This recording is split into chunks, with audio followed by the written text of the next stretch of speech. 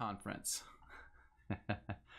All right, so let's hide the slides and bring back up the screen so I can show you guys some of it. All right, so yes, I was at what was called the Arkansas Eschatology Conference yesterday and the day before, and that is right here. It featured Don Preston. It was going to feature Gary DeMar. He was not able to attend because of health reasons. It had Michael Sullivan, David Curtis, Bob Cruickshank, and because Gary DeMar could not attend, this is the story of why I ended up going. Because DeMar could not attend, my friend Joel Rosenau, who you guys may have seen, I've done an interview with him on the channel about his story of how he came into preterism and how that affected his life. But he called me up and said, "Wow, guess what, David?" He's like, "I get to speak at this eschatology conference." And I was like, "Great, that's awesome." He said, "I get to fill in for Gary DeMar. Isn't that amazing?" And I was like, "Yes, that's pretty amazing." And I asked him where it was, and he said it was in Arkansas. And I was like, "Well, you know what? That's close enough. I can get there for that." So I did decide, and I went to the conference, and I did have a blast. It was a great time. It was a great time. I met so many people. And let me just tell you, well, I'll say this first. I have to be upfront about this. I think they really should have called it like the Arkansas Full Preterism Conference, because every speaker was a full preterist. And so, that being said, I knew that I was going to go in and have a lot of disagreement, which was the case with pretty much every speaker. There was some level of disagreement with what they were talking about, which I expected. But yeah, there was no deviation really from a full preterist viewpoint in the conference whatsoever. So it says eschatology, but there was no other kind of eschatology. It was only full preterism. But anyway, so I went and I had a good time, met a lot of people. It was awesome. I met about 5 people or so that had already watched a bunch of my stuff. So that was cool. And it was really just awesome to meet everybody and see a bunch of people that were obviously, everyone's explored all the ideas and things we talk about too on this channel. So, we had a lot in common also, even though there was a lot of full preterists. Mostly, I don't think I met anyone that claimed to be anything other than a full preterist. So I'll have to assume most were.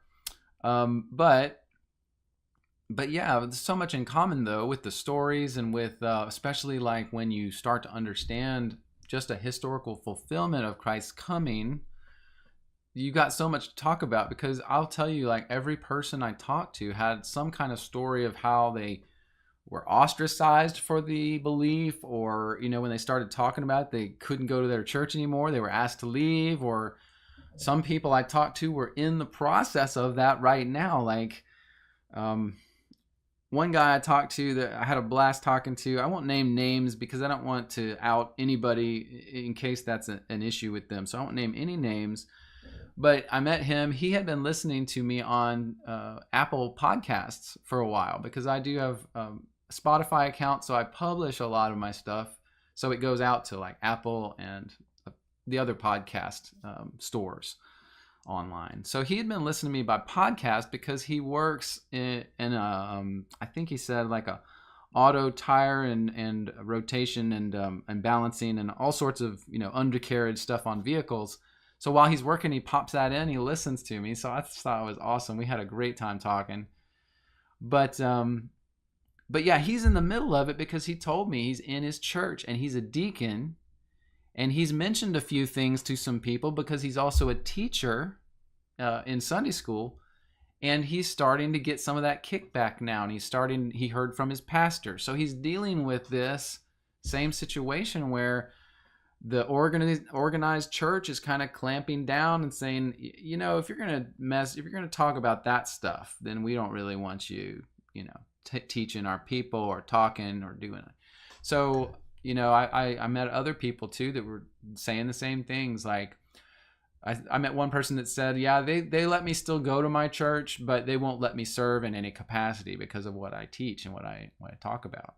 So, that stuff's happening to so many people. The other interesting thing I think about the conference was that they said it's the biggest crowd that they've ever had.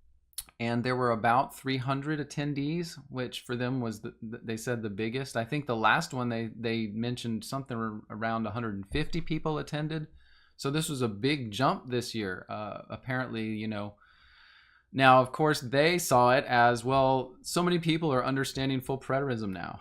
And I was just kind of smiling to myself like, okay, sure.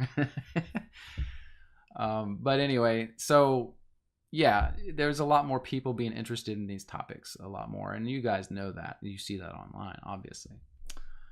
So let me show you a few pictures. The conference was at this location, the Embassy Suites Red Wolf Convention Center. It's right near, I guess, is it Arkansas State University, I believe, is right there next to it. So anyway, it was a very nice hotel. I didn't stay in the hotel, but it was nice. Let me show you a couple pictures. Like, this is the lobby. So that was really, it was really nice. Nice. There we go. That's easier to see. Well, I'm sort of half showing you. There you go. So that was the lobby. It was really pretty. And what else? What else? Let's see. Here's the here's a picture of the conference room area. Although I'll say this, the this is the conference area. If sorry, I keep messing up the window. There we go. That's the conference area if it is completely opened up. Of course, they had cordoned off sections of this, so we were in a smaller section. It wasn't quite this big, of course. Same room, it's just only a part of it. And you can imagine, for 300 people, we had about like one of these big areas of seating. They had split it down the middle, but that's about the size of that's what we were doing. They did have a stage. They didn't have this big curtain thing, but anyway, so that's what it was. That's what it was like. Here was here's the video I took of just me taking a video of the room before we got started. You know, they had some tables around with some of the books of the speakers and all that stuff, and some setup areas in the back, and then that was how it was. It was nice. It was a really nice venue, and I have to give props to, let's see, who are the guys? Let's see, make sure I say the names right. The pastor and one of the ministers, I believe, of this church, FBC Marked Tree, First Baptist Church of Marked Tree in Arkansas, they hosted this thing, okay? So it was, is it Zach? What's his name? Let me make sure I get it right. Yeah, Zach Davis, and Travis was the other minister of the church that was there, and they were kind of officiating everything. And so they did a really great job. They picked a great venue. They provided a couple meals for us, which was amazing. They went above and beyond. It really was a nice thing. It was a very nice weekend. So anyway, all that to say, it was cool. Let's see. Here's a picture, for instance, of the first speaker, who was David Curtis. David Curtis of, I believe, like Berean Church, if I'm not mistaken, in Virginia. And so, you know, he did a really great job. You know what's funny is, if you guys are keeping up with the channel, then you know that I just recently did this video on the Jewish feasts, right? Let's see, it's over here on my channel. I don't know if you guys have seen my Jewish feast video I just put out right here. In that, kind of got overshadowed quickly by the work I did on the German video, but anyway, it's funny that I just did this a couple weeks ago, because David Curtis, his speech was totally on the 7 feasts, and I was like, this is great. Now I get to hear another perspective. And let me be 100% honest, and I don't mean to shade anybody else that spoke at this thing, but David Curtis was my favorite of the speakers. And that's not to say I didn't agree, that I agreed with everything he said, but I thought he did the absolute best job. He had very compelling material. I thought he did a good job on the feast, although, I feel like some of the things I brought out in my video were just a little further than where he went, just because I understand some of those more ancient prophecies of the 7,000 years of the Earth's history. And so he didn't, of course, mention that. He doesn't know about that. So that connection of the number 7, he explains as, well, 7 is the number of completion, right? It's the number of completion. And when that's what I've always heard all my life. Well, I don't even know what that means. Why would 7 be the number of completion? Well, it's the number of completion because it was the 7 days of creation that symbolized the 7 ages of the history of the earth. That's why it's the symbol of completion. The number 7 is significant because of that, not because it's just this number of completion. So anyway, just to say that of all the speakers, David Curtis impressed me the most. His presentation was great. His mannerisms, the way he speaks, is very clear, easy to understand. I just really appreciated what he brought to the table for the conference. To me, that was the most compelling of the stuff that I heard. So I just thought I'd mention that because I really did. I even stepped up to him after the conference, and I told him how much I appreciated that. I thought it was great. What else? Let's see. What other pictures? If I can stop my screen from going nutso. All right. So there's David Curtis up close. Let's see. What's the next one? Then my friend Joel Rosenau, he spoke. He spoke twice. And what did he speak about? He kind of went to a more fundamental level and talked about, the way he calls it is hyperbolic apocalyptic language in the prophets. Okay, that's the way that a lot of full preterists talk about mostly the prophecies concerning the day of the Lord. And I could go into my views on why they do that, because I don't totally agree with saying that all the time and having this token of, whenever someone doesn't understand a prophecy's fulfillment in the Old Testament, they say, well, that's because you don't understand its apocalyptic, hyperbolic language. In a way, I believe the full preterists cop out just a little bit on this, because they don't actually try very hard to explain what does God mean when he says he's going to come in the clouds against Egypt. What does he mean when he says their eyes are going to melt out of their sockets and their tongues are going to rot within their mouth and they're going to die? Instead of trying to find actual historical fulfillment of those things, they instead do a tactic, which is it's symbolic, hyperbolic, allegorical, exaggeratory language that all the prophets use. And so it's like, we don't understand it, so it's all hyperbolic language. Anyway, just to point out one little difference there.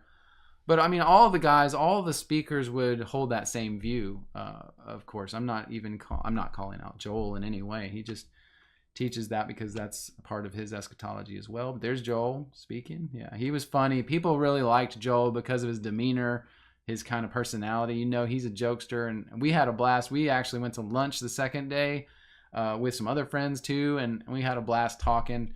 I have to admit, like, when we were at lunch, we got into some topics on why I was a little seasonist, so to speak, and why would I believe that thing? Because like I said, everybody was pretty much a full preterist. So I was honest with them and just open. I took them to task on a few things, and even Joel here, and I he's so cordial in the way, I think I might have been a little harsh, but I think harsh for me is like really easy for most people. But anyway, we had some serious discussions, even, also some joking around. So it was good. All I can say is it was good. It was really good to see my brother in Christ, because I've known him now for like 3 years.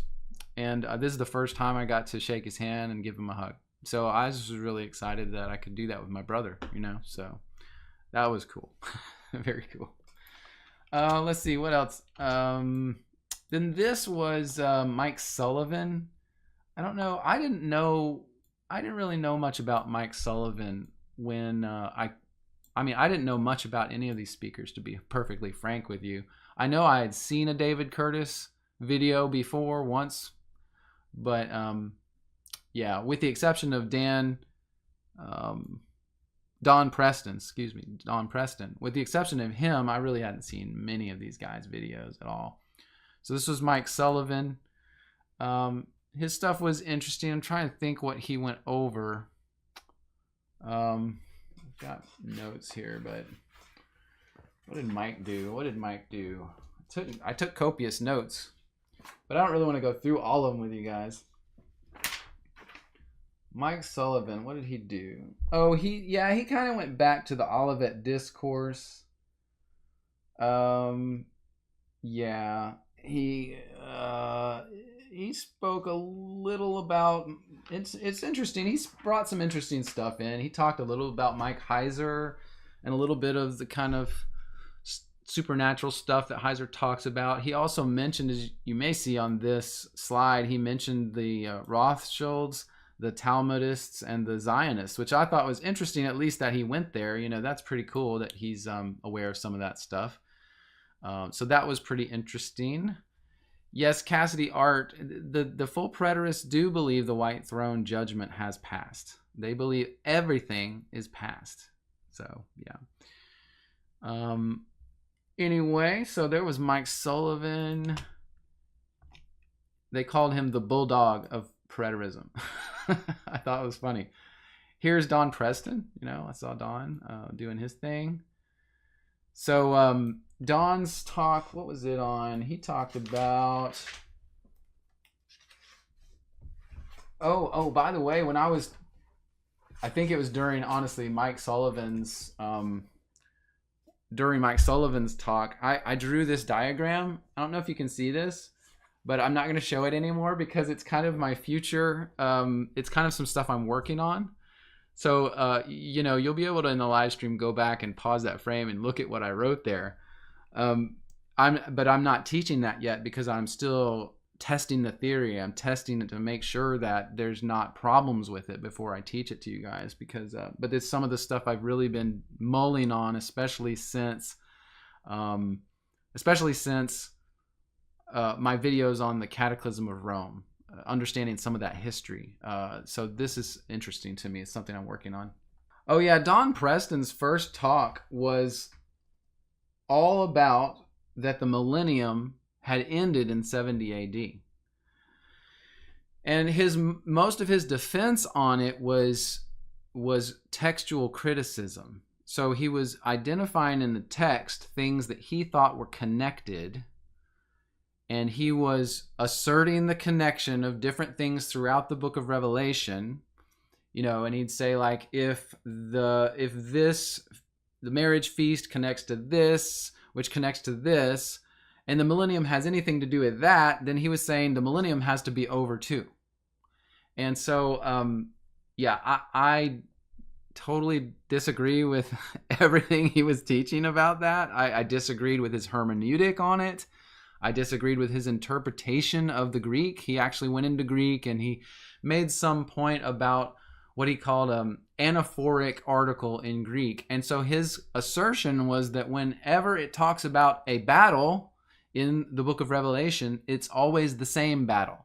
He really didn't explain how the millennium has passed. He explained how a bunch of other things have passed and then said because the millennium's connected, it's passed too. So to me, it was just, it for me fell on deaf ears. That's just, but you know, anyway. What else?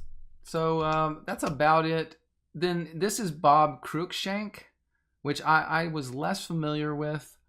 Bob Cruickshank. Yeah, I just don't know much about him. He did his on, what was his focus? He focused on Zechariah 14 verses, if I'm not mistaken, it was like later in the chapter. So Zechariah 14 is where God stands on the Mount of Olives, but that's in verse 4 and 5. He didn't go over those at all. He went to verse, I believe, started in verse 6, which is just past that. but he might have started in verse 12. I have both written down, 6 through 12 and 12 through 21.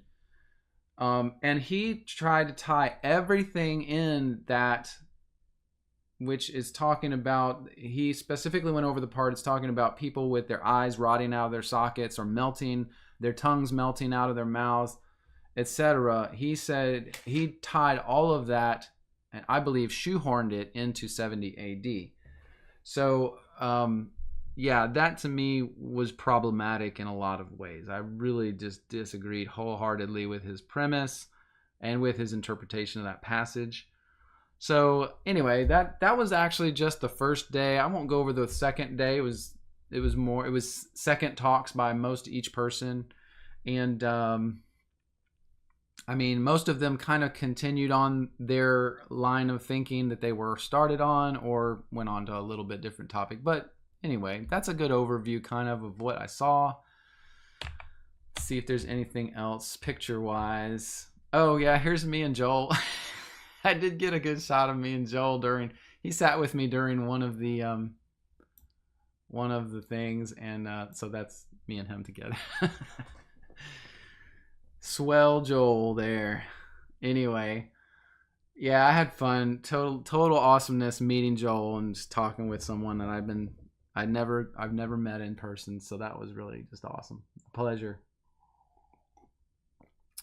But it's awesome too that as I went around and when there was free time, I laughed because for instance this when they had this room set up for us with all these seats everywhere, so when they blocked off half of it as the speaking room, and the other half was blocked off as a dining room. So they had circular tables, not these straight back chairs. They had circular tables everywhere. That was where we ate for the 2 meals that we did have. And I laughed because I was talking with a guy as we were getting our food, because you got that outside of the room and then you walked into the room. And so we got our food and we stepped up to, me and this one guy stepped up to the door, and I looked out there at this ocean of tables and people that I didn't know. And I turned to him, I was like, well, this sure is an introvert's nightmare, isn't it?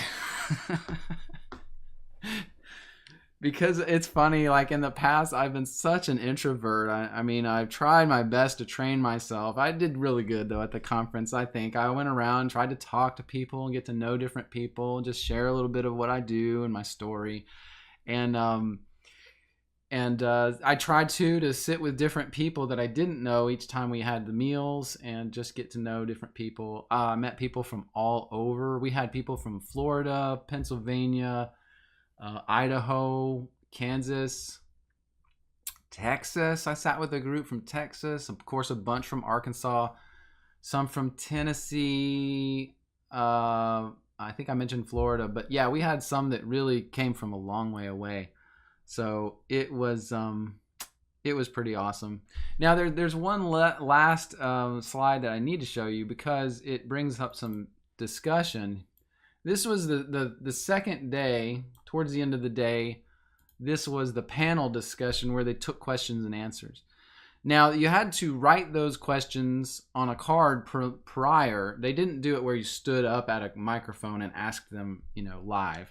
They had you write down your questions and then submit them for the panel to answer. I think they may have screened some of them out. I don't know.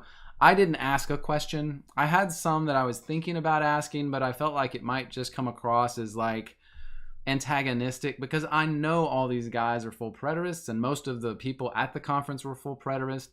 So I really didn't want to just like try to drop some bomb. It wouldn't have worked anyway. They would have explained around it. So I just didn't submit a question. I'll tell you, the one thing I heard, and I actually left in the middle of the questioning because I had to get ready to leave the conference completely. The one thing I heard before I stood up and left was that one of them, and they all were in agreement, one of them said that Satan is no longer with us. There is no Satan. In fact, they also expressed that many full preterists, if not a majority of full preterists, do not believe that Satan was an actual being. Instead, they take the word adversary out of the Greek and or the Hebrew, that is translated in English to Satan, and they take that word and say it was not an entity. It was not a specific being. It was just a word that meant an adversary randomly. So when I heard that, I literally had some guttural reaction. I almost had to stand up at that moment and walk out of the room. I literally had that kind of a visceral reaction, but I didn't do it. I restrained myself. I just sat there solid as a rock, and I was just like, I can't believe I'm listening to this. And they were touting it. Yeah, I mean, and sadly, to me, it was David Curtis that said, yeah, he had counseled a woman and said that after he told her that Satan didn't exist anymore and she had understood full preterism, that she finally decided to take care of the things of her own life and not blame them on Satan anymore. I was like, oh my gosh, okay, whatever. I don't know about you, but because I believe Satan is alive and well, that doesn't mean I believe or blame any of my sin on Satan. I don't blame him. He definitely tempts me, or his legions of demons tempt me to do things. I don't ever take that out and say, well, I'm bad because of Satan. Who does that? I don't know. But apparently, maybe David Curtis had met a woman that did that. I don't know. But to me, that's just so wrong on so many levels that it was just, I almost couldn't stand that. That tore me up. But anyway, I stuck it out for a few more minutes after that. And then between questions, I walked out. They weren't talking about anything that really was helping me much. So, and I'll say this, as I met people, I would occasionally tell them, well, I'm not really a full preterist. I don't fully believe in that eschatology, but I am, I have a similar approach, but just not full preterist at this point. And of course, the response I would get from most people was, oh, we'll fix you. By the end of the conference, you'll get it, just like we did, all this stuff. And I laughed. I was just like, well, you can sure try. You can try. And I just found it funny because I would report to you listening, or to anyone who listens to this, that I don't believe they moved my needle at all towards full preterism. I really just don't. I really don't. And the other thing I want to reiterate that these people are sweet people. And I had a blast meeting everyone because everyone's so nice, But I think that kind of comes with understanding just in general that, some of the stuff we have understood from prophecy has been fulfilled. And so when we find other people that have come to that realization, whether they're full preterist or not, we have a kinship. But I mean, as far as like the body of Christ, and a lot of people were saying this during the conference, it was great. Everybody was super friendly and awesome. So, yeah, it was a great conference. I would go again. I would definitely go again. What I thought would be awesome, more awesome than awesome, is if I find a way to host a conference that is a true eschatology conference where I could get people to speak to the different eschatologies and still agree to be in the same room together and love on each other as Christians and talk through things. How cool would that be? How cool would that be? Oh my gosh. I mean, I think we could do that. I think we could do that. I don't know. It's just running through my head now because of this. I saw these guys put on this great conference, and they're just, a pastor and his minister, they're just doing the best they can. And I think it could be done. So I don't know. It's just maybe God planted a little seed in my head for the future. We don't know, but we'll see. I just think that would be so cool. But anyway, it was a great time. I had a blast, and I hope that I've given y'all a good report. Let me look at your comments real quick before I move forward here. Make sure I don't miss any comments. Yeah, Squiffy Bear, you say maybe that's my next step. Oh yeah, and then the thing after that is, well, then I'm out in public, right? I'm in public. I'm exposed 100%, which I've kept pretty quiet up until now, but yeah. Anyway, it's something to think about, isn't it? Oh boy. Rayna Waddell, you want to do a little season conference, right? So I have something funny to tell you. While I was joking around with my friend Joel at lunch, he started calling us the little season people. I thought it was demeaning, but it was hilarious too. I just thought it was great. It's kind of like the little people. And so I told him, yeah, you're right. We rode in on the short bus. It was just funny. We were having a ball. We were kind of just ribbing each other, the whole time. So it was great. Big boy, you say Bruce Gore might be willing, but he's getting pretty old. Yeah. By the way, I want to mention Ed Stevens was at the conference. Ed Stevens was there. He had books, but his health has been a problem for him too. And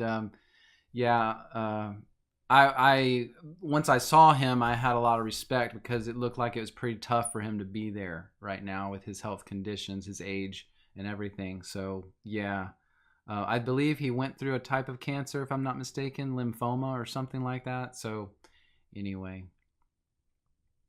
Tanda 1206, you ask, but isn't partial preterism really futurism? I'm still trying to process this. This is why I would love to see you debate a full preterist. Debates help to sort out these things. Well, so Tanda, here's the thing. So partial preterism, you got to understand, as I understand it, and I could be wrong on some of this. I feel like I need to restudy partial preterism a little bit. See what... because I get so much of what is partial preterism from full preterists, because they are the ones I hear talking the most is full preterists. But I believe the partials, if I'm not mistaken, they see two comings of Christ. Some of the partials, I believe, still believe in a rapture in the future. See, that's where I differ from the partials heavily. I think the way they would say it, if I'm not mistaken, is that the first coming was possibly in judgment, and the next one will be in glory, or maybe they switch those around. I can't remember how they do it. But I do believe that a large portion of partial preterists believe that when Christ comes back in the future, that Christianity will be raptured. In my view, of course, I believe we're in the little season. The millennium, just as Revelation 20 says, was 1,000 years. It says it 6 different times in the Greek that it's 1,000 years. It doesn't just say it once or beat around the bush. So it stands to reason that we are past the millennium. The only logical conclusion to me is that we're in the little season because we still see evil in the world. Satan seems to be alive and well.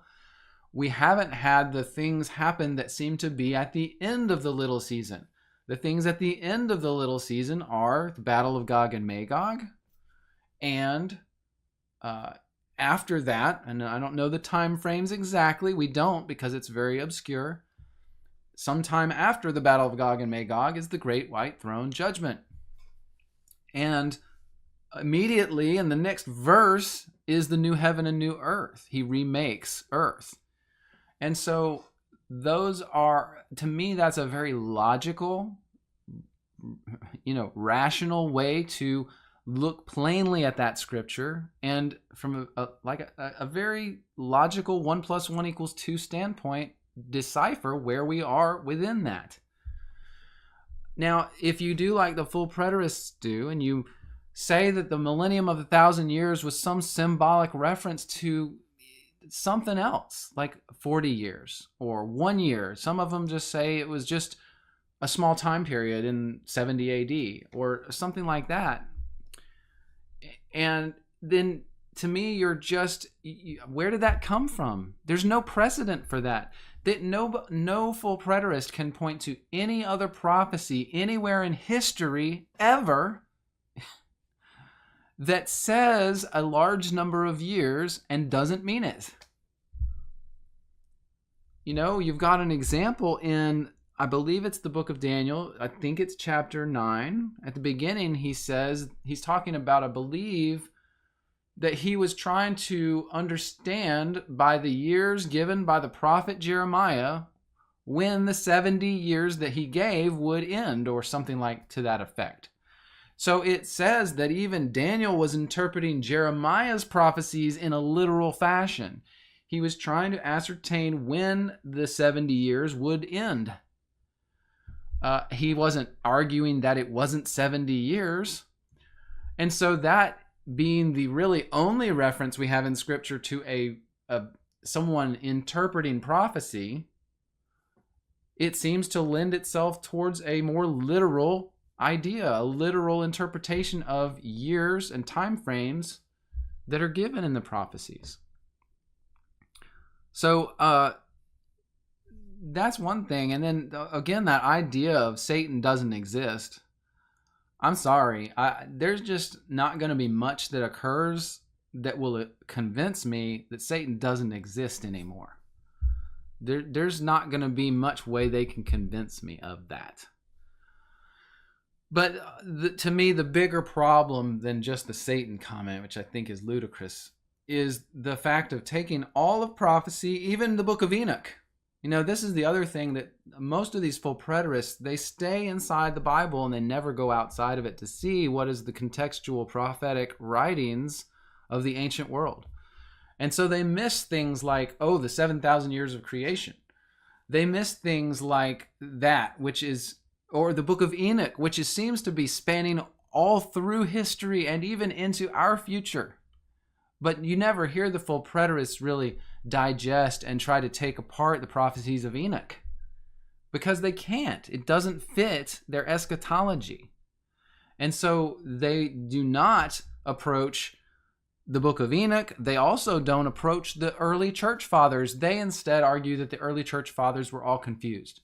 Please, can you tell me why, as soon as Christ came in the clouds in 70 AD, all of Christianity forgot that the millennium was fulfilled? Because nobody in Christianity anywhere was saying at that time that the millennium was fulfilled. Nobody. Instead, I gave examples of early church fathers that were saying, I want to run the race worthily, and I don't want to succumb to sin and temptation, so that I can go and reign with the saints at the throne of Christ.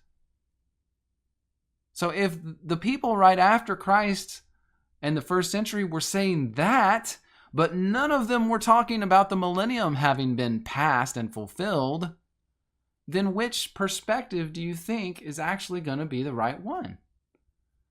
Well, to me, it's very clear which perspective is the right one. But again, you know, I really dislike when I hear teachers taking shots at early church fathers. And by early church fathers, I'm also including the early church writings. I'm talking about some of the books we've gone through: Gospel of Nicodemus, Bartholomew, Epistle of Barnabas, this corpus of Christian literature that came about right after Christ. If we take that and we just throw it out the window because we don't like what it says, it doesn't fit our eschatology, I think we're being disingenuous with the material. We're not actually being students. We're not studying the material that is pertinent to the topic at hand. If you want to know what Christ had just said and just done, maybe you should listen to the people who spoke about it right after the fact, in the next 100 years. Why is that such a extreme idea? I really don't understand that. I don't understand why I get pushback. How can you explain that Christianity was 100% blinded to all the eschatological things you say were fulfilled in 70 AD? Why were they just blind to that if you're right, and Satan was no more, and the millennium had already passed, and the Battle of Gog and Magog was over? How come nobody said that stuff? I mean, that alone to me is enough of an argument. I don't even have to go any further than that. because they can't get past it. They just kind of fumble around with that, like, eh. So it's just, I don't know. I just don't understand how the full preterists get past all that. I don't understand it at all. Big boy, you say, Blessed Polycarp refused to deny the name. Yes, what a silly old man. Well put. That's funny. Cassidy Art, you say, religion produces bumper sticker understanding. Interesting. Yeah. Yeah, kind of like when I guess what you're saying is like you get the bumper sticker, or you get the headline in your head, but you don't really know the whole article. You don't know everything behind it. You can't really explain it, which is problematic for me, very. But oh man, it was actually really just great to meet everybody there. And even though I have, again, these arguments, these things I disagreed with, it just was a great experience. So I had a blast. All right.